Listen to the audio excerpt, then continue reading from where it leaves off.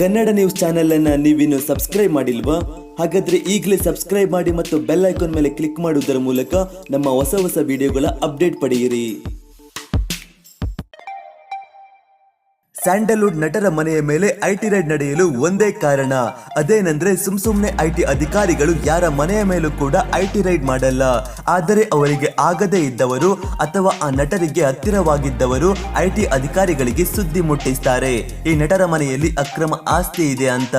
ಅಷ್ಟೇ ಅಲ್ಲದೆ ಟ್ಯಾಕ್ಸ್ ಗಳನ್ನ ಸರಿಯಾಗಿ ತುಂಬುತ್ತಿಲ್ಲ ಎನ್ನುವ ಕಾರಣಕ್ಕೆ ತುಂಬಾ ಸಲ ನೋಟಿಸ್ ಗಳನ್ನ ಕೊಟ್ಟಿದ್ದಾರೆ. ಆದರೆ ಈ ನಟರಿಂದ ಯಾವುದೇ ಪ್ರತಿಕ್ರಿಯೆ ಬರದೇ ಇದ್ದ ಕಾರಣ ಐಟಿ ರೈಡ್ ಮಾಡಿದ್ದಾರೆ. ಇನ್ನು ಅತಿ ಹೆಚ್ಚು ಸಂಭಾವನೆ ಪಡೆದುಕೊಳ್ಳುವವರಲ್ಲಿ ದರ್ಶನ್ ಕೂಡ ಒಬ್ಬರು.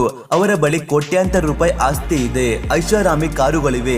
ಆದರೆ ಇವರು ಟ್ಯಾಕ್ಸ್ ಅನ್ನ ಸರಿಯಾಗಿ ತುಂಬುತ್ತಿದ್ದ ಕಾರಣ ಐಟಿ ಅಧಿಕಾರಿಗಳು ದರ್ಶನ್ ಮನೆ ಮೇಲೆ ರೈಡ್ ಮಾಡಲಿಲ್ಲ. ಇನ್ನು ಚಾಲೆಂಜಿಂಗ್ ಸ್ಟಾರ್ ದರ್ಶನ್ ರವರು ಹಣ ಸಂಪಾದನೆಗಿಂತ ಲಕ್ಷಾಂತರ ಅಭಿಮಾನಿಗಳ ಸಂಪಾದನೆ ಮಾಡಿದ್ದಾರೆ. ಅಭಿಮಾನಿಗಳ ಮುಂದೆ ಈ ಆಸ್ತಿ ಪಾಸ್ತಿ ದರ್ಶನ್ ರವರಿಗೆ ಯಾವ ಲೆಕ್ಕನೂ ಇಲ್ಲ.